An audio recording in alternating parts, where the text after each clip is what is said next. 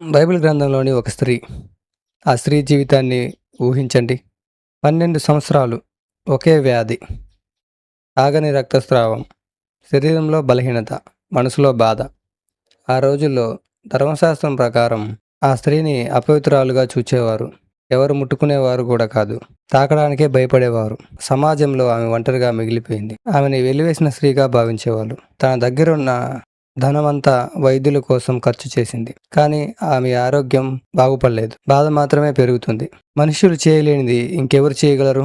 అప్పుడే ఆమె యేసును గూర్చి విన్నది. ఆయన వస్త్రపు చెంగును మాత్రమే తాకితే నేను స్వస్థపడతాను అని విశ్వసించింది. జనసమూహము దాటి ఎవరు గమనించకుండా యేసు వస్త్రపు అంచును తాకింది. వెంటనే ఆమె రక్తస్రావం ఆగింది. యేసు ఆగి, నన్ను ఎవరు తాకారు అని అడిగాడు. భయంతో వణుకుతూ ఆ స్త్రీ ముందుకు వచ్చింది. కానీ యేసు ఆమెని గద్దించలేదు, ఆమెను అవమానించలేదు. అందరి ముందు ప్రేమగా, కుమార్తె, నీ విశ్వాసమే నిన్ను స్వస్థపరిచెను, సమాధానంతో వెళ్ళుము అని అన్నారు. ప్రజలు ఆమెని అపవిత్రురాలుగా చూచారు, కానీ యేసు ఆమెను కుమార్తెగా చూశాడు. ప్రజలు ఆమె బాధను మాత్రమే చూశారు, యేసు ఆమె విశ్వాసాన్ని చూచాడు. ఈ రోజు కూడా చాలా మంది మనల్ని మన గతం వల్ల, మన బలహీనత వల్ల, మన పరిస్థితుల వల్ల తీర్పు తీర్చవచ్చు. కానీ యేసు మాత్రమే మన హృదయాన్ని చూస్తాడు. నీ పరిస్థితి ఎంతకాలముగా ఉన్నా యేసు దృష్టిలో నీవు విలువైన వాడివి, విలువైన దానివి. విశ్వాసంతో ఆయనను ఆశ్రయించు. ఆయన ఇప్పటికీ